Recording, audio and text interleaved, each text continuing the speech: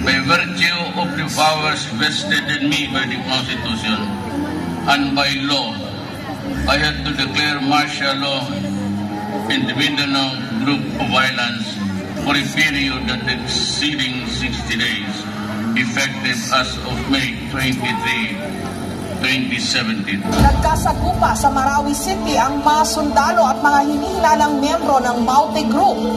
Nagkasagupa ang tropa ng militar at Maute Group sa Marawi City. Nandoon na sila eh. Nakapwesto na sila bago tayo pumasok. His man stole the queen from her bed. Hindi agad naunawaan ng mga residente na may malaking pag-ataking gagawin ng Maute Group sa Marawi City. All hands, hoist the colors high. Unang araw, makikita ang ilang residenteng nakatitig lang sa mga lalaking nakaitim. Ang iba, sige lang sa pagbiyahe. I am ordering you to crash. Walang pisto.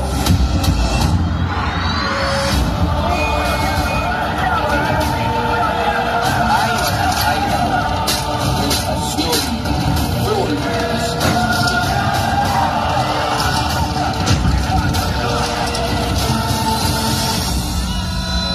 Anak, babalik na si Papa sa Marawi.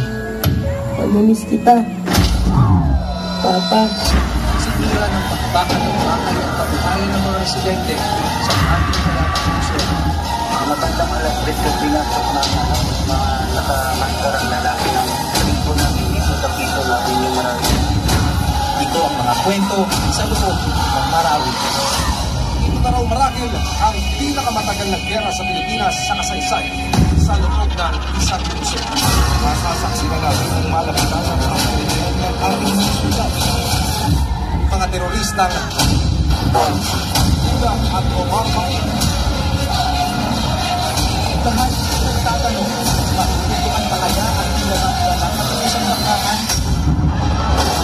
Titigil na ang ingay. Tama na ang tutuan.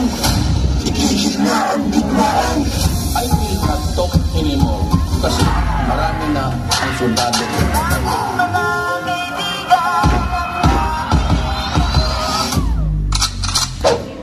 Tayo'y mga Pinoy, tayo'y hindi gano. Huwag kang mahihiya kung ang ilong mo ay.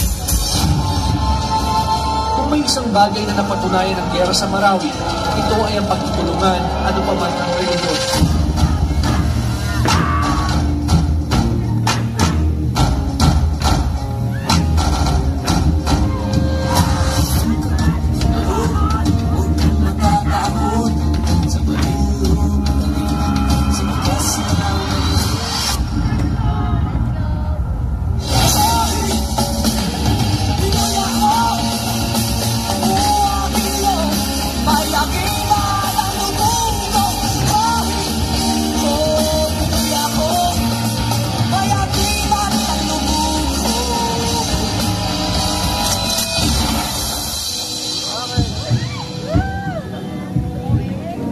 Papa, sinunod ko to para sabihin, bukas po ay makakagraduate na po ako.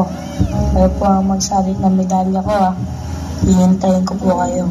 Nagmamahal, anak.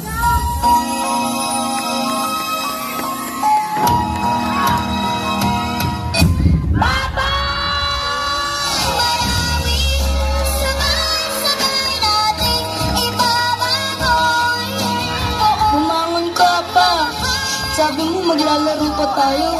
Sabi mo uuwi ka. Gumising ka na dyan pa.